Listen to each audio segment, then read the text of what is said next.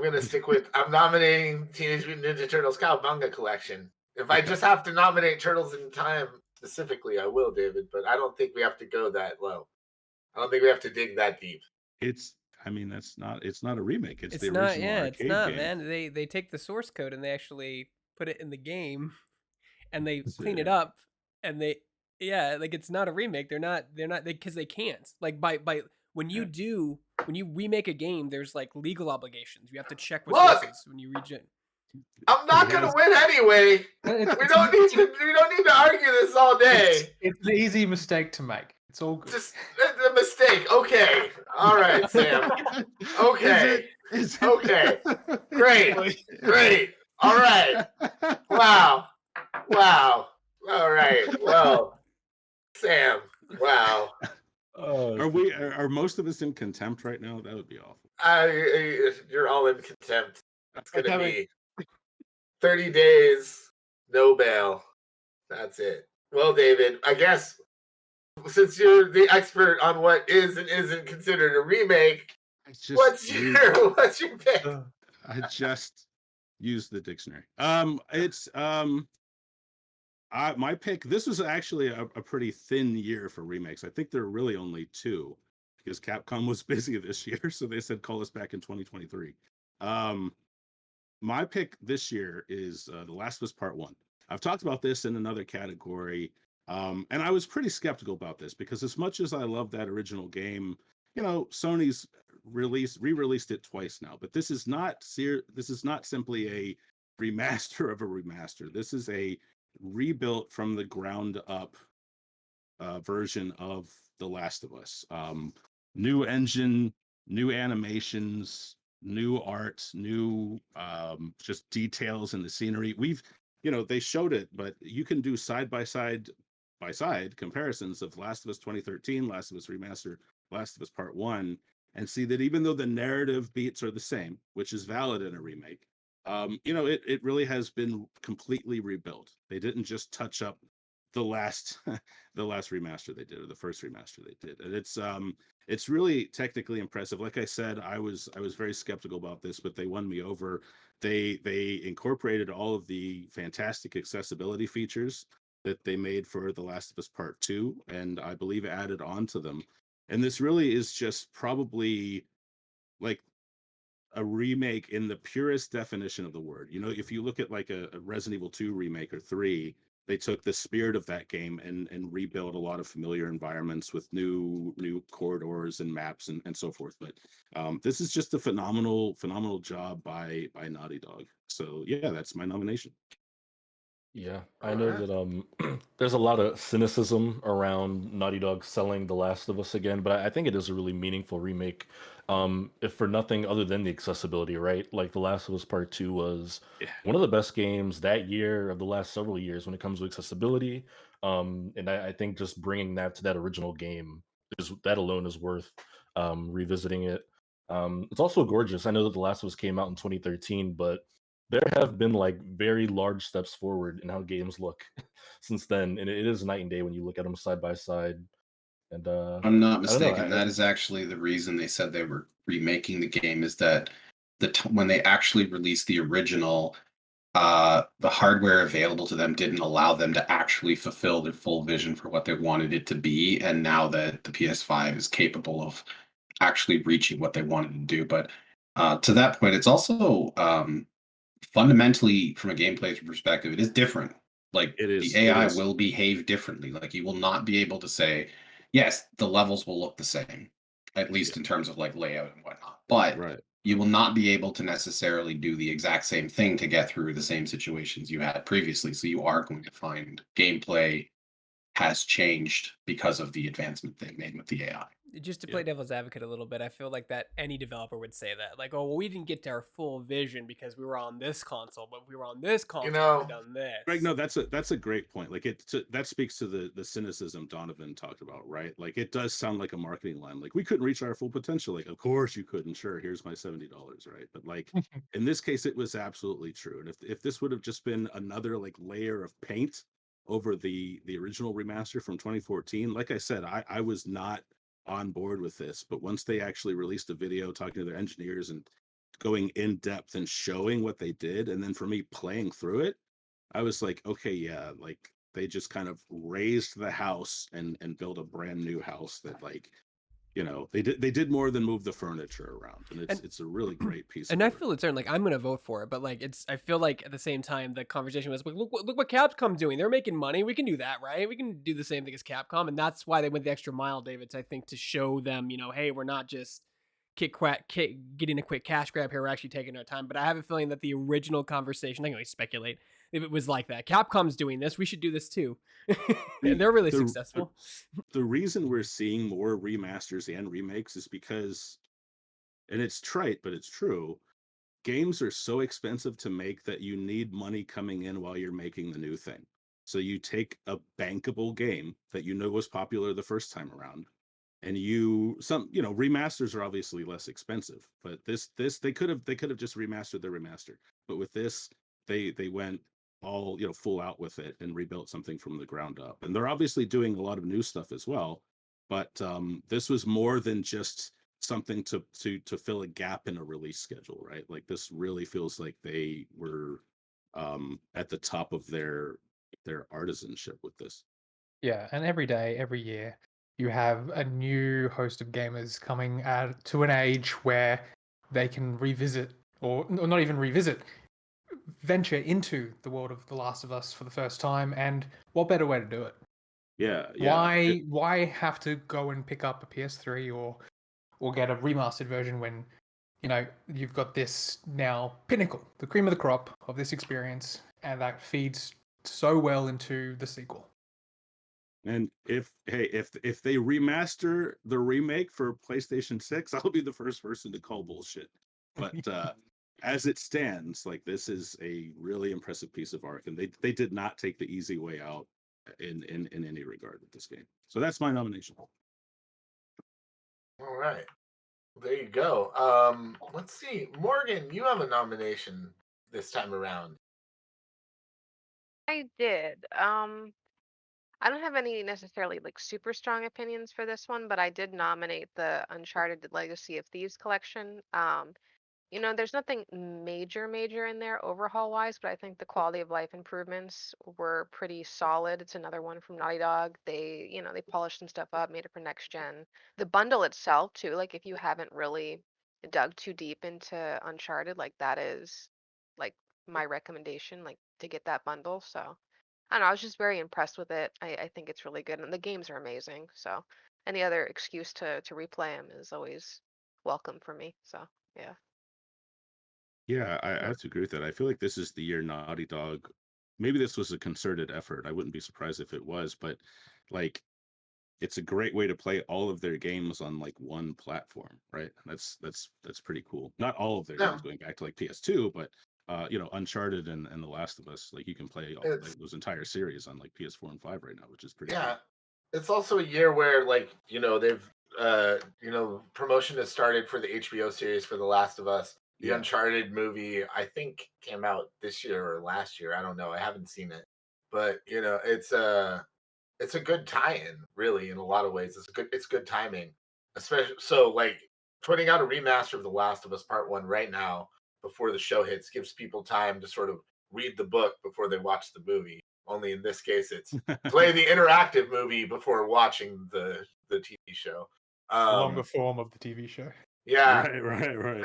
And also just like it cracks me up that in video games, like remakes or remasters are like a thing that are just very common and people love, but you do it with a movie and it's like the worst thing ever. Like George Lucas deciding to go back and add in like stuff to the original Star Wars trilogy. It's like, how could you? But here it's like celebrate. It's like, here we go. Here's a chance for us to see this game again and revisit it in like a much more detailed manner.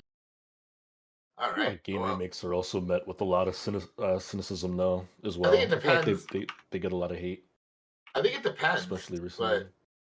But I don't know. It also depends on who you are as a person and what you're paying attention to. But let's see. We have at least one more nomination here from two absentee voters. But this is a great pick. a JRPG that had never been released in America came out on the Nintendo Switch this year. Called is it pronounced Live Alive or Live Alive? Live Alive. Live Alive. Thank you, TJ. And yeah, it's really cool. It seems it's a JRPG with a lot of variety in the way it plays, and basically you're playing different characters throughout time, and each version or each character iteration timeline is a different style or genre of RPG. So it's kind of taking like a lot of the things you love, like because I really feel like 90s JRPG games were a real pinnacle Yeah, it was a special time for that Yeah. genre. Yeah, I mean, it really a lot of the franchises that people love today solidified themselves as instant classics. The Final Fantasy series comes to mind right off the top of my bat, but also things like it started the Chrono Trigger series. You know, a lot of SquareSoft stuff, a lot of really good stuff coming out of like Square before it became Square Enix. Both of those companies putting out a lot of cool RPGs, and I think that this is sort of there are elements that harken back to that and Live, and there's also a lot of things that seem very intuitive, like that were ahead of their time. Uh, that happened in it, as far as like some of the combat is concerned. The game go. TJ, did you happen to play this one by any chance? No, but I've read up on it a lot. It's the prototype to Saga Frontier, and that in of itself makes it extremely intriguing because, like you said, it never came out in the United States. Yeah. But to see kind of like a Super Nintendo precursor to where everything kind of started with Saga Frontier and the Saga series is really cool.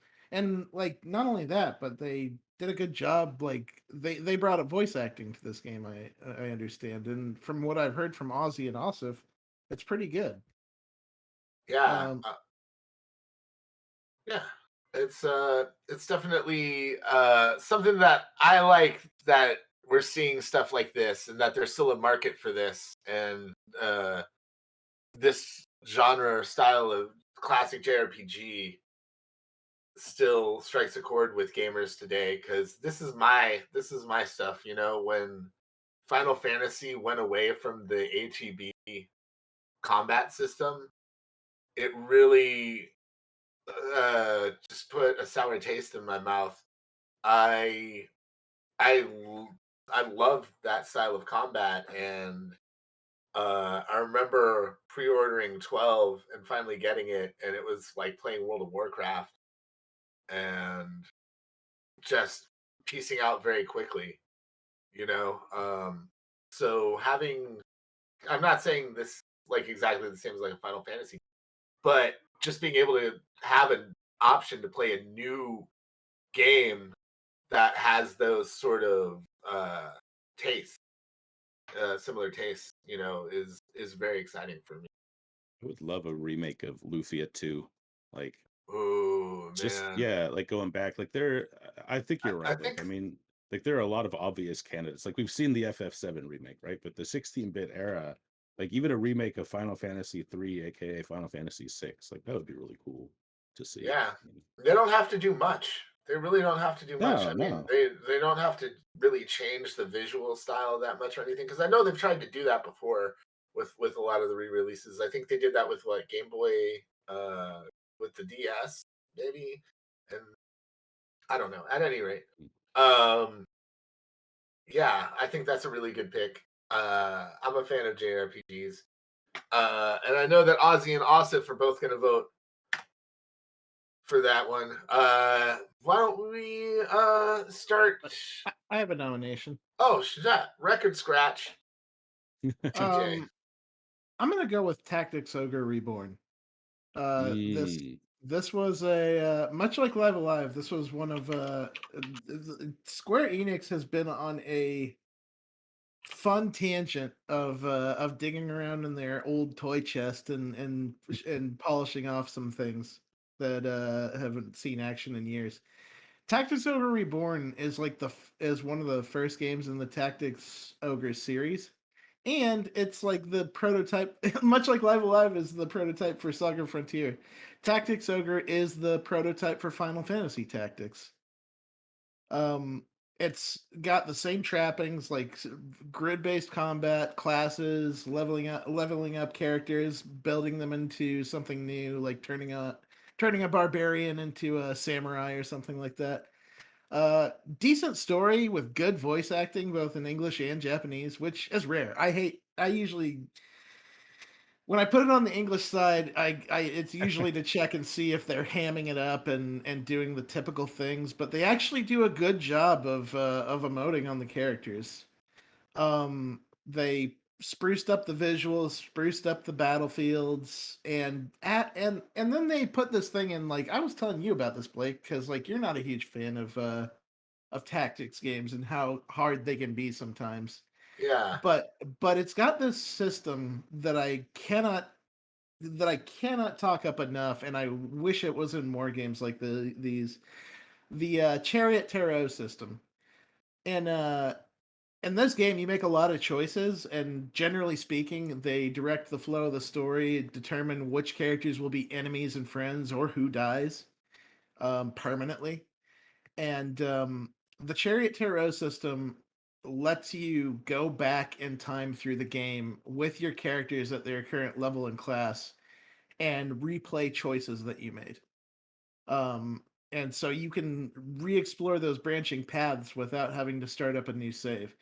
And then further, they use the Chariot Tarot system in the actual battles, where if you made a mistake or if the battle is going terribly wrong, you can use the Chariot Tarot system to revert the battle back up to about 10 turns.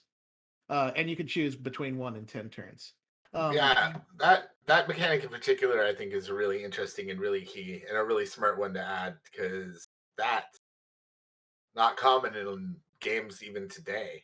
Mm-hmm. You know. And so there's where, like, I think that they not only took this thing that was pretty decent, I think, as it was the starting point for a lot of what made Final Fantasy Tactics an absolute classic and a legendary game on a lot of people's lists. But they also improved it in a way that I think makes it a little bit better than Final Fantasy Tactics, actually. Right on. Sweet. Well, there we go. After that dramatic last-minute entry, I think it might be time for us to put it to a vote. What do y'all say? Yeah. All right. I love the energy. I'm feeling it. I'm feeding off. All right. Morgan, where's your vote going to end up? I'm gonna stick with the Uncharted collection. All right. That Nathan Drake sure is a dreamboat. Bill Lavoie, you're voting Cowabunga collection, right? No, Ah, I'm not. no co-EIC solidarity. Ouch. No, no. Maybe at some point, but You don't see the little, like, Blake will remember this telltale like thing. hey man, I've been betrayed so many times that I can't even keep it track of it anymore. So numb to betrayal. Yeah, I'm numb to betrayal. No, you know what? Like, I'm also on the verge of maybe being a little tired of remake The Last of Us, but at the same time, it took one of my favorite games of all time and made it like the definitive edition of that game. And it is absolutely a remake. So, All right, The Last of Us Part 1, if that wasn't clear. It was clear. Thank you. Yeah, all right. Thank you for the heartbreak, Sam. Yes, I subscribe to the traditional idea of a remake, and I would like to cast my vote towards The Last of Us Part 1. I love that story, and I think that it's a fantastic opportunity for people to play it who may have never had the opportunity to. All right, fair enough. I'm gonna go with Live a Live. Because if you want something, if you like something and you want more of it, I want more classic JRPG action. So I'm gonna vote with my wallet too. Do that as well and give it to Live a Live. David Craddock. Cowabunga collection fan, total stan through and through. Cower, I will not, Blake. I have to go with The Last of Us Part 1, buddy. All right, fair enough. Denny. Yeah, I'm definitely going with The Last of Us Part 1. I'm a big advocate for accessibility, and they've been taking all the steps to make sure that there's improvements every time around. So definitely gets my vote. All right. Donovan. It's The Last of Us Part 1. All right. Well, let's see. We already said Ozzy and Asif's votes, but we also have to check out what Stevie T said. I hope he's okay with me calling him Steve, because I feel like that's a great name. What about me and Greg's vote? Oh, no, that's okay. We'll pass on you guys. No. Thank you for asking. No. Steve voted for the Cowabunga collection, and I feel validated by that. Thank you, Steve, for validating me, even though you're not here. Greg. TJ's argument was sound. I'm gonna go with that. Only because tactics. Only because I mean, I know they did a lot of work in the Last of Us collection, and I see it and I appreciate it, but I don't want this to become a thing where we're getting remasters 2 years later after a remake after 2 years after a remaster. Like, I don't want to see Elden Ring remake. It was 8 years. Greg, when did they do the remaster? You were just complaining it took 4 years for God of War to come out on PC yesterday, and now you're saying there's not enough time between like re-releases of The Last of Us Part 1, Greg. When was they did a remaster on PS4?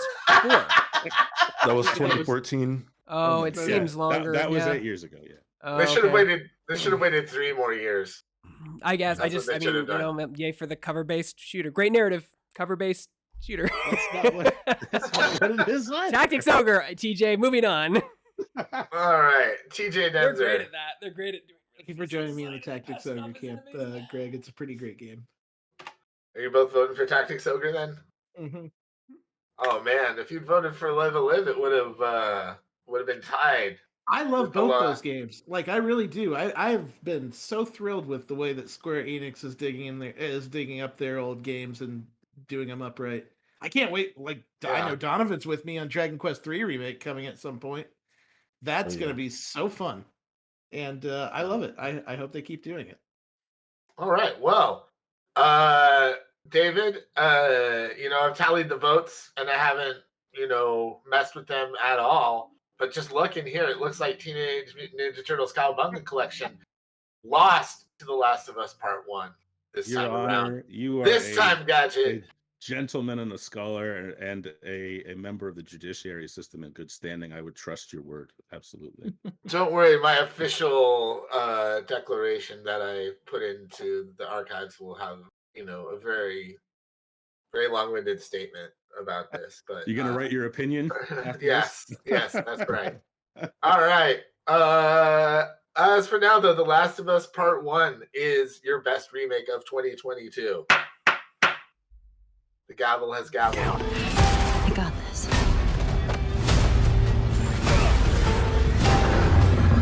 Hope you know how to use that thing. I've had some practice.